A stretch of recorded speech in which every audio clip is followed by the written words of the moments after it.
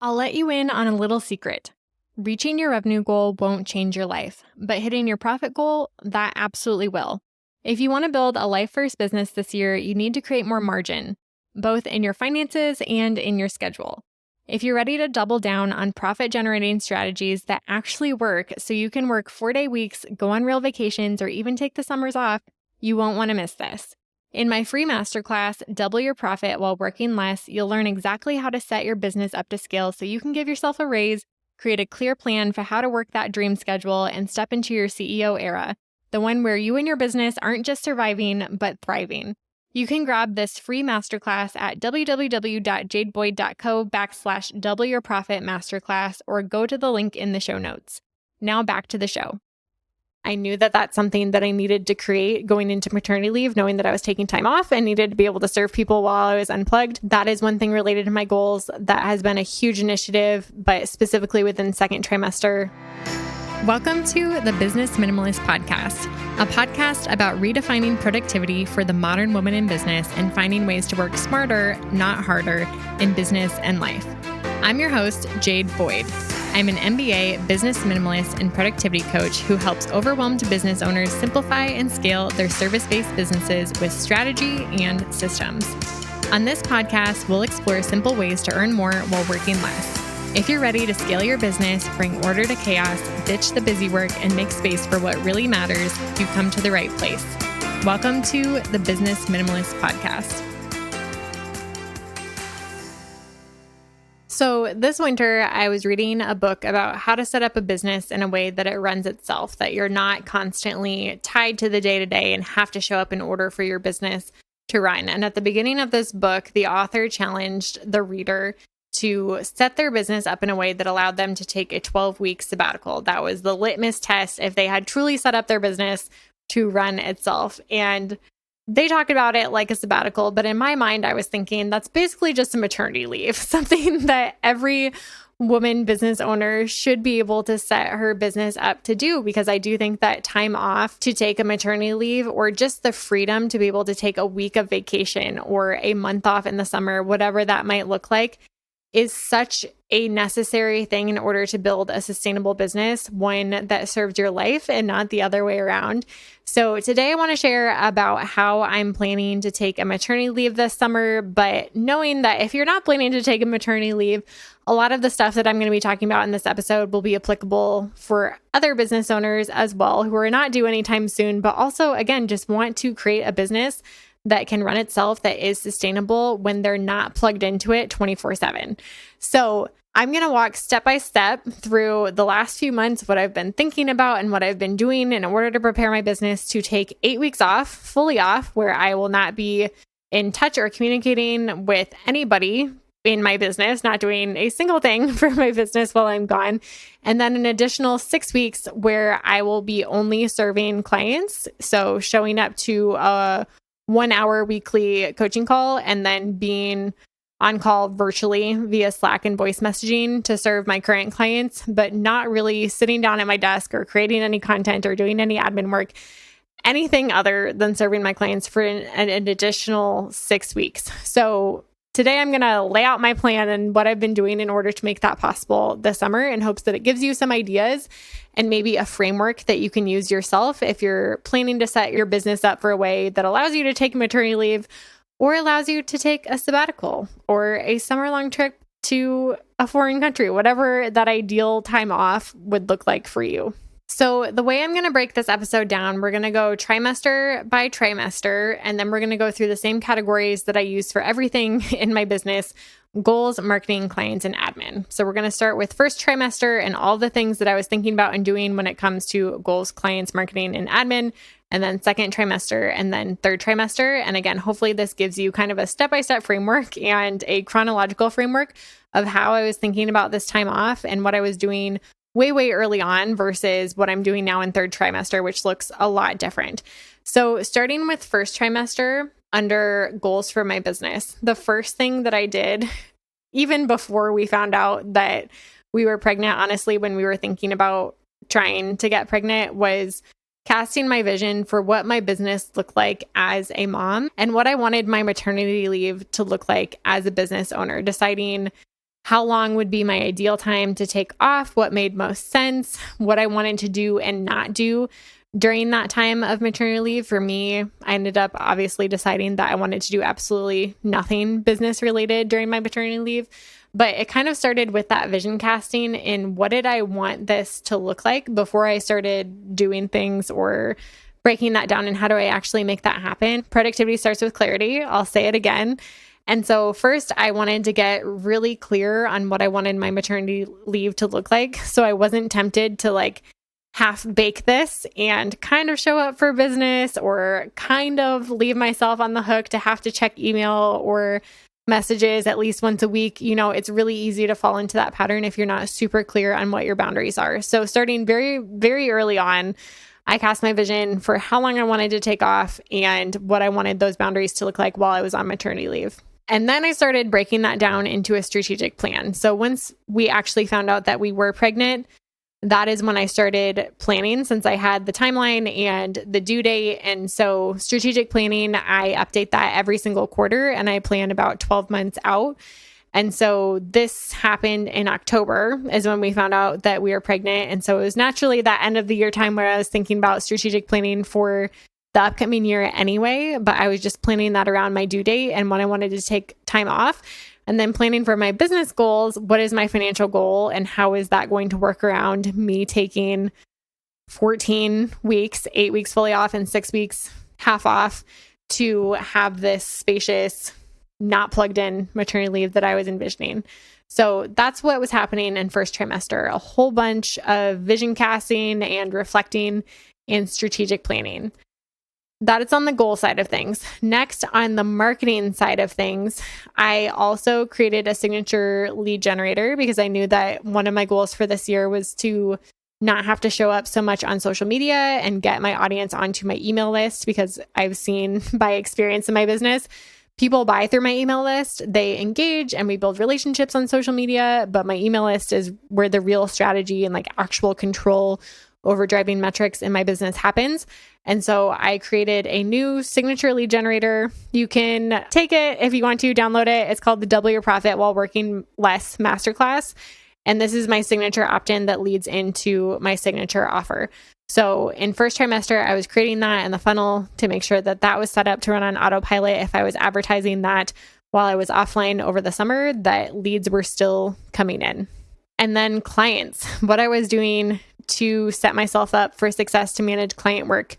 In first trimester, I completely re-envisioned the way that I was going to do coaching this year. So I moved from one-on-one services into group coaching and created the business edit, which is way more compatible with me being unplugged from my business, because before that, I was coaching people one-on-one and I had no documented trainings. Like if somebody asked me a question, I would answer it and help them work through it one-on-one in a live call, instead of having this really well thought through and organized workbook and recorded resources. I had none of that when I was doing one-on-one coaching. So in first trimester, October through December, which is amazing because I didn't have terrible morning sickness, but I wasn't feeling my best during first trimester. So I'm actually very impressed with the amount of content that I recorded and documented in the program that I launched during first trimester, because it was a beast. I literally went through every single thing that I taught clients and coach clients on and created the business edit framework and recorded all of those trainings and made this like masterful. Hopefully this doesn't sound too braggy, but I'm very proud of the program and the materials that I've created. But this masterful workbook that took people step by step. So even if I wasn't able to show up one-on-one on a call, everything was documented and recorded so that they could access this when I'm offline, right? Or if I had support coaches, they would be able to refer people to the right location to get the information that they needed to move forward. So on the client side of things, I was re-envisioning the way that I was doing business and productivity coaching and packaging that into my signature group coaching offer and launching that. So that all happened in first trimester, which is a lot. But again, when I was thinking about my goals and my strategic plan and how I wanted to hit my financial goals while taking all this time off, there was no other option for me to scale other than to move into group coaching. And I'm so glad that I did. And honestly, I'm serving my clients so much better through the group coaching offer than I was ever able to do through one-on-one services, because it forced me to document and get organized and stop just like answering questions and coaching people as things came up and start giving them the exact roadmap from A to Z, where it was super, super clear and organized what they had to do next. So that's what I was doing to prepare to serve my clients well during first trimester.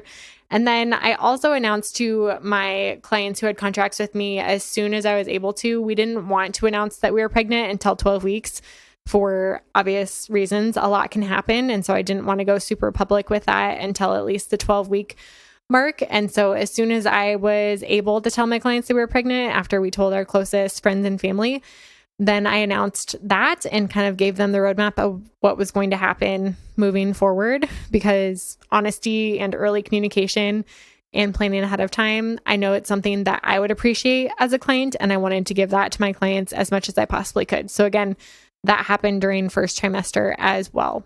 And then lastly, admin, what I was doing to prep all the admin work for maternity leave during first trimester. I focused on simplifying my workflows and automating as much as possible. As you know, if you've been listening to the podcast, my favorite tool is ClickUp. So as I was creating and launching this group coaching program, I automated the hell out of everything that I could possibly automate so that the week-to-week stuff, the admin work that comes along with it would truly happen on its own. Clients would get automated emails at the right time during their coaching contract. The notifications in Slack for recurring Zoom meetings, like that was all set up to be automated every single week. So I didn't have to manually go in and share a Zoom link with anybody.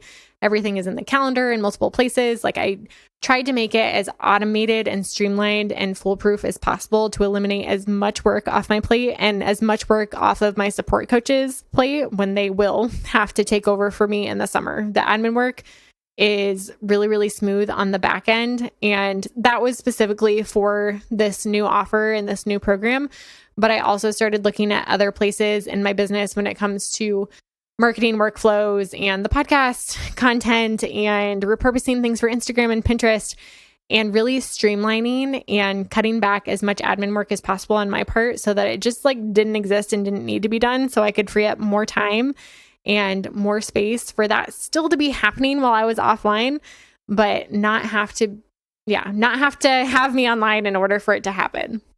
In addition to automating and delegating, I also just started documenting as much as I possibly could, knowing that I might have to pass certain tasks over to other people or contractors in my business to do things for me.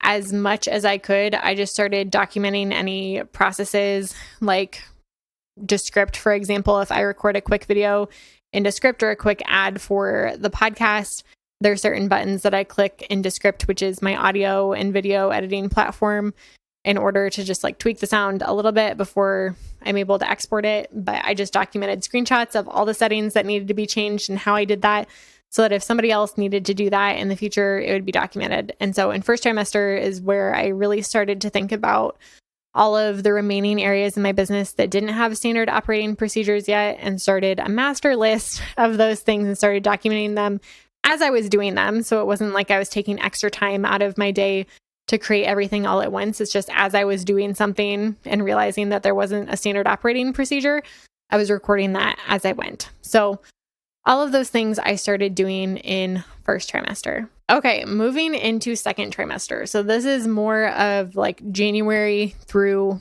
March of this year was second trimester, which was this blessed period of time where I had my energy back and I felt good.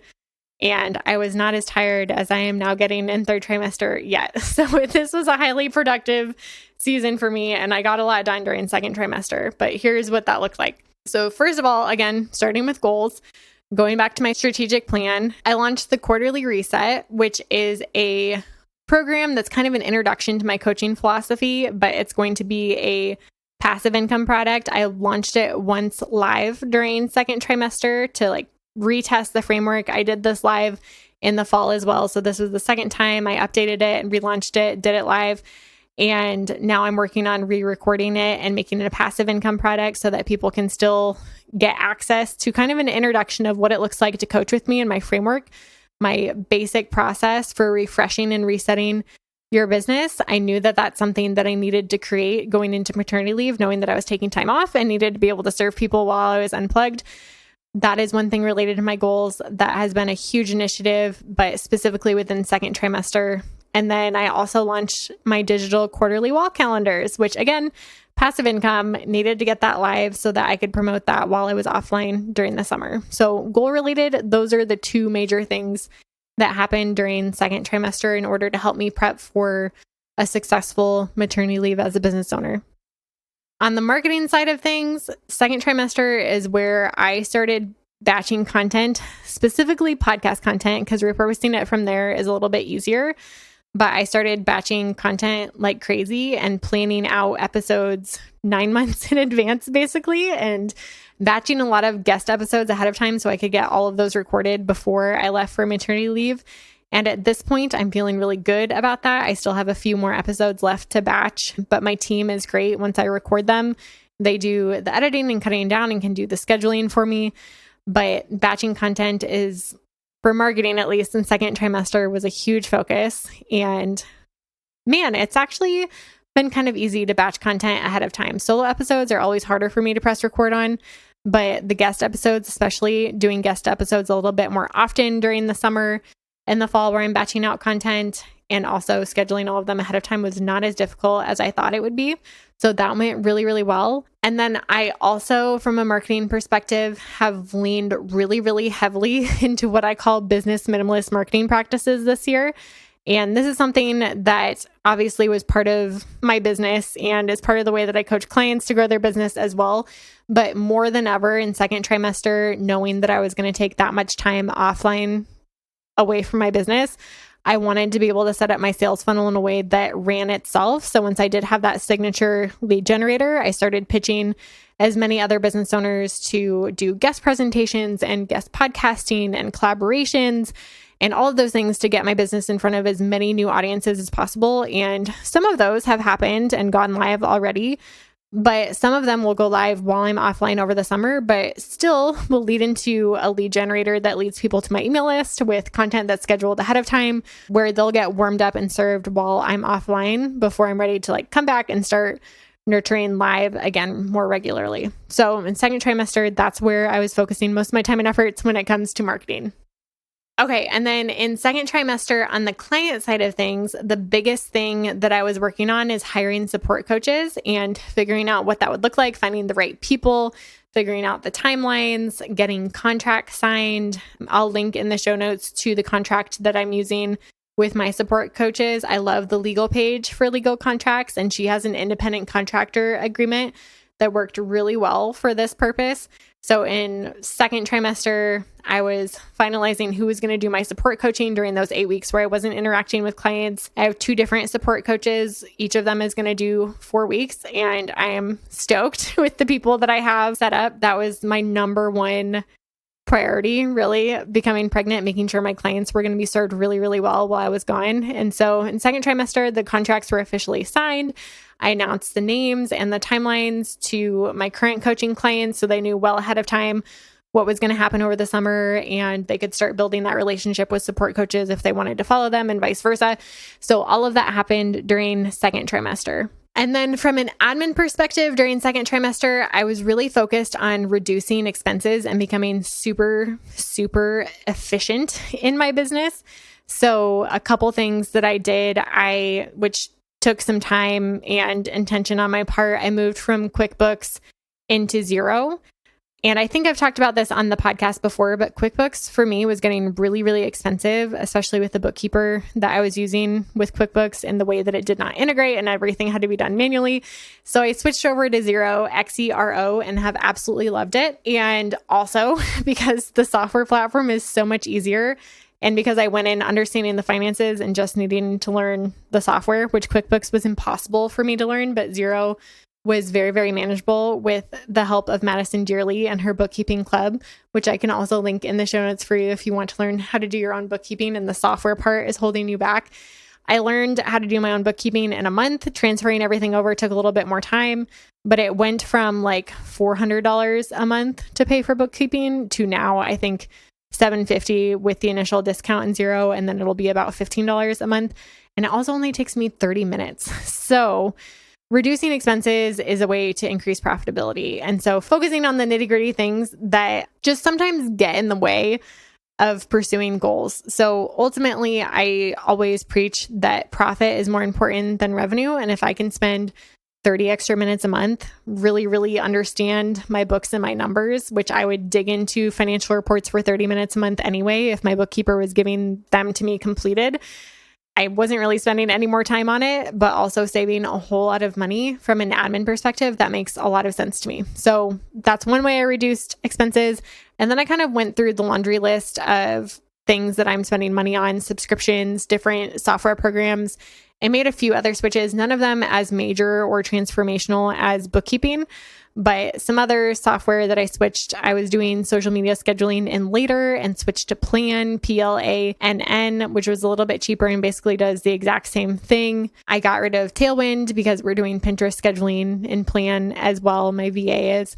And so there are just small changes like that from a software perspective that I did to be able to reduce expenses so that I could increase profitability more easily over the summer and not reduce the amount of money that I was paying myself, knowing that I wouldn't be booking as high-end clients over the summer. I would be booking more of those like passive, low-ticket digital courses, and that's how I'd be making money for a significant part of the year. So focusing on reducing expenses was the biggest admin focus in Q2. And then also just continuing to identify areas that I was wasting time or things that didn't need to be done or things that could be streamlined or assigned to somebody besides me, things that could be automated, things that could be like postponed for later. I was just very strategic, and there's a ton of very small things in my business that during Q2 I identified like, okay, let's get this out of the way and make sure that this is not something that's going to hold me back from taking real time off during the summer. So a couple of examples of that, like I was filing sales tax monthly, but technically the rules said that I didn't need to file monthly. And I'm not sure how I originally got signed up for monthly tax filings, but now I'm filing annually. So I'm not having to do that every single month. And that doesn't have to be done while I'm off for 14 weeks during the summer at all. It just has to be done at the end of the year. So that was an example of one thing. And then again, automating things in ClickUp, streamlining my workflows in ClickUp whenever I noticed something was a little bit like clunky or tedious, just gradually making those improvements, setting up more Zaps in Zapier for automations as I was noticing things that are like, okay, I'm doing this manually, but this could be automated, especially for content repurposing. So those are some of the things that I was continuing to do in second trimester. Okay, moving on to third trimester. So third trimester for me started in late March, and I am due in June. So that's the time frame that we're looking at. But in third trimester, on a goal perspective, the number one thing that I've been working on is changing the amount of time that I'm working in my business, knowing that my goal coming back from maternity leave is going to be to work 2 days a week, like 2 days where I'm actually in my office working. I'm going to be supporting coaching clients who have virtual access to me during the week when I'm like out and about, voice messaging. Basically, I can do all of that from my phone while I'm on the go. But 2 days a week where I'm like sitting down, taking meetings, doing calls, recording podcast content, all of those things that require me to be in my office. But prior to third trimester, I was working 4 days a week. And I knew that if I tried to move from 4 days a week now and then come back from maternity leave and somehow magically work half as much time, that was going to stress me out because there would probably be a lot of things that needed to change. So in third trimester, I moved down from working 4 days a week to working 3 days a week in my office. And it has stretched me. And I have been forced even more so to be very organized and very disciplined with the time that I do have to spend in my office, and have been forced to make some decisions on things that I'm not going to do, and made changes to my systems and processes to accommodate that schedule. But I'm really glad that I'm doing that now when it doesn't seem as urgent, rather than waiting until when I come back from maternity leave to make those changes. So over the last few weeks, I've been working 3-day weeks and experimenting with that. And so far it's stretched me, but in good ways, and has forced me to make changes for the better. Another thing from a goal perspective that I've been processing through in third trimester is not making decisions, because in third tri, I've entered this nesting mode where I just want to focus on home and slow down. Like I said, my body is telling me to slow down, and I think getting ready for labor, reducing stress has been a really important priority for me. And so I just feel myself entering maternity leave very slowly, and third try being kind of a transition process into that. But also with that has come all of these what if questions about my business. And from a goal perspective, I've decided not to decide any big changes in my life or business while I'm in this phase, because I don't know what's going to happen when I have a baby, or how I'm going to feel about business afterwards, or what might change, or what I might want or not want when I come back. And so it'd be really easy for me in the state that I'm in and in the season that I'm in to make drastic changes or to burn certain parts of my business to the ground. But I've decided not to make any major changes until I come back. So from a goal perspective, I think it would be really easy for me to like re-envision my business almost all over again and guess at what I might want coming back from maternity leave.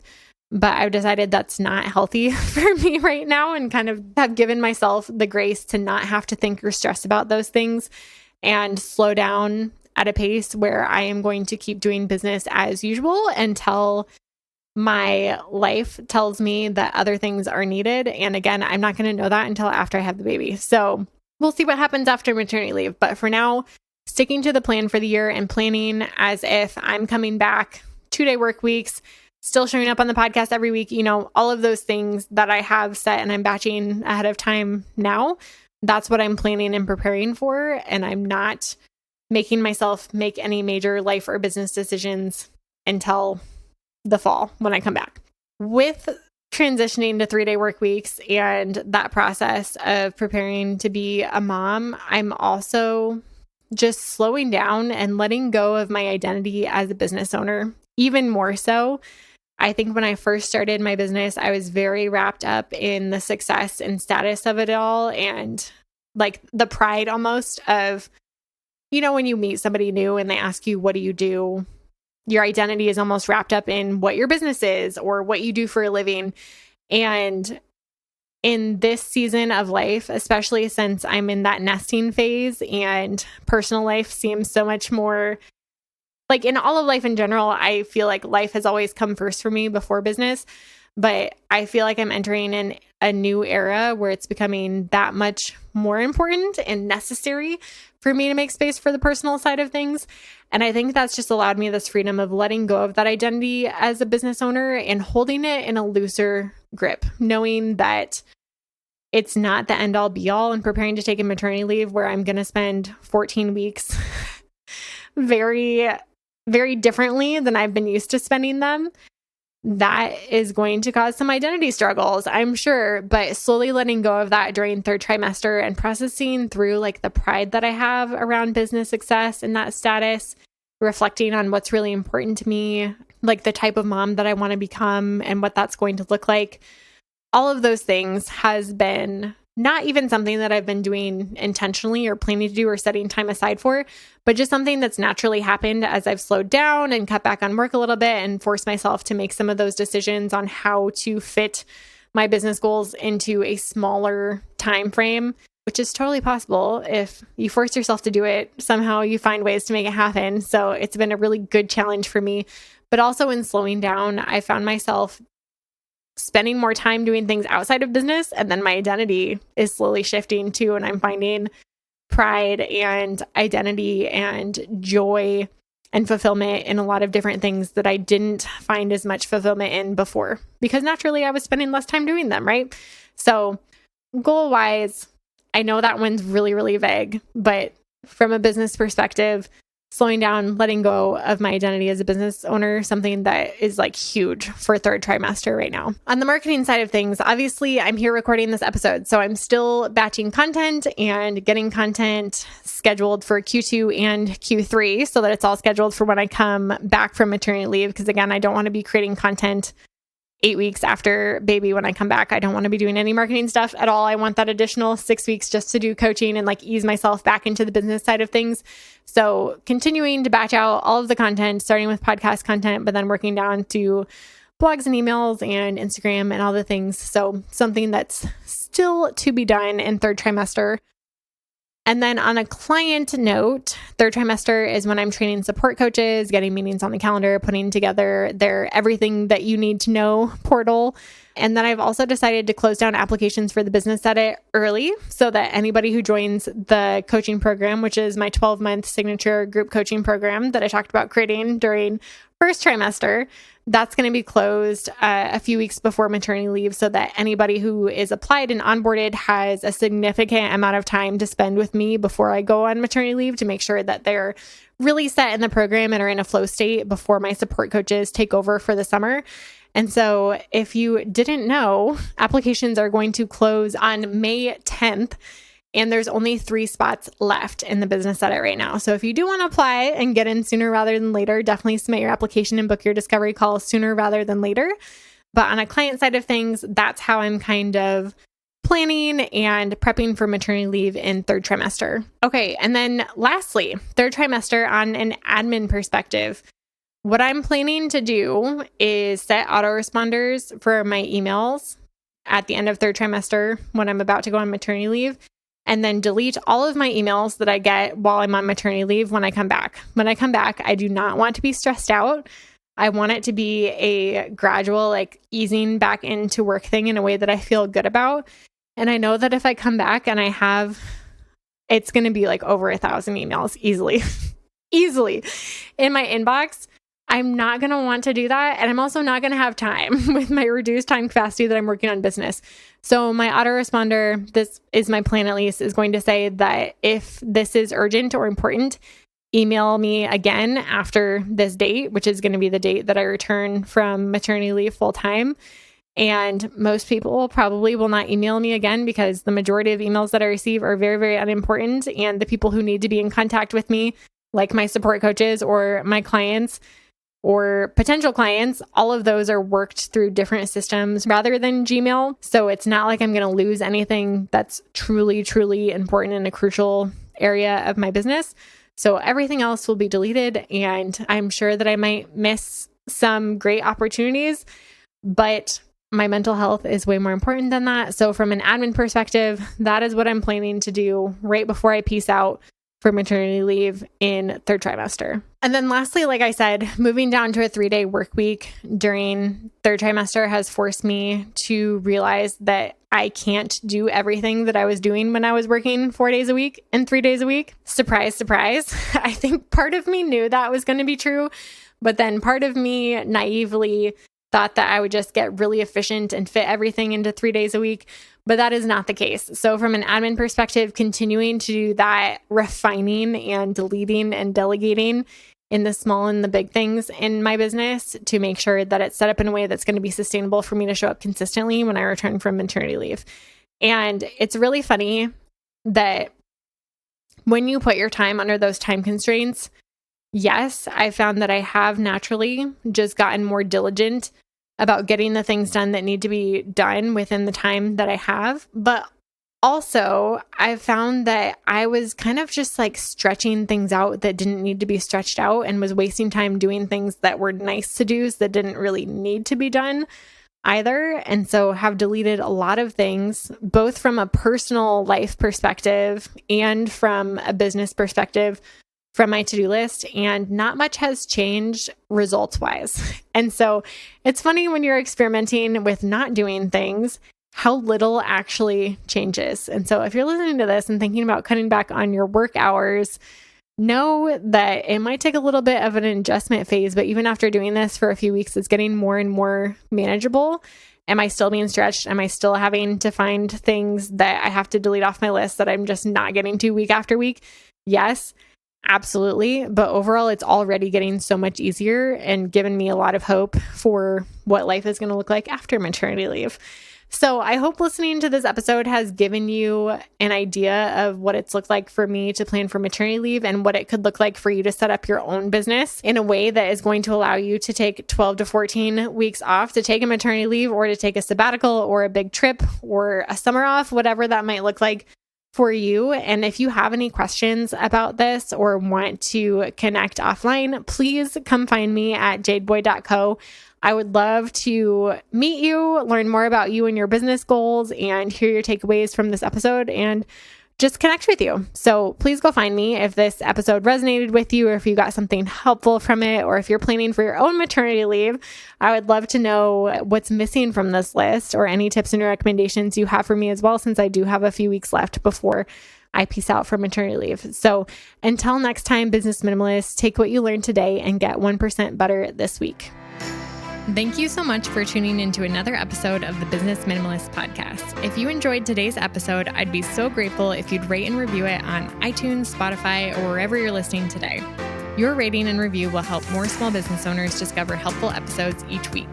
And don't forget to check out the show notes for the tools and resources mentioned in today's episode, because good ideas don't grow businesses, action does. And if you want more business minimalist tips and resources, head on over to Instagram and follow me at jadeboyd.co. I'd love to hear what you took away from today's episode. I'll see you next time on the Business Minimalist Podcast.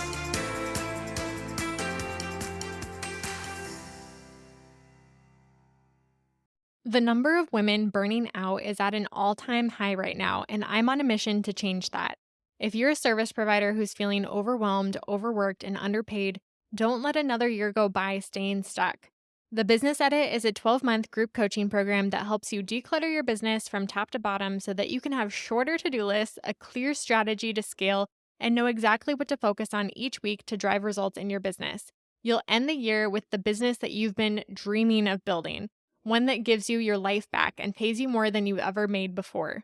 In the program, you'll follow my signature 5-step method for scaling your service-based business. You'll get business minimalist strategy, marketing, systems, and productivity roadmaps that are simple to understand and easy to implement. Plus, 12 months of customized one-on-one coaching to help you every step of the way. Join me inside the Business Edit at www.jadeboyd.co/coaching and get my step-by-step blueprint with everything you need to build your dream business in 2024. Now back to the show.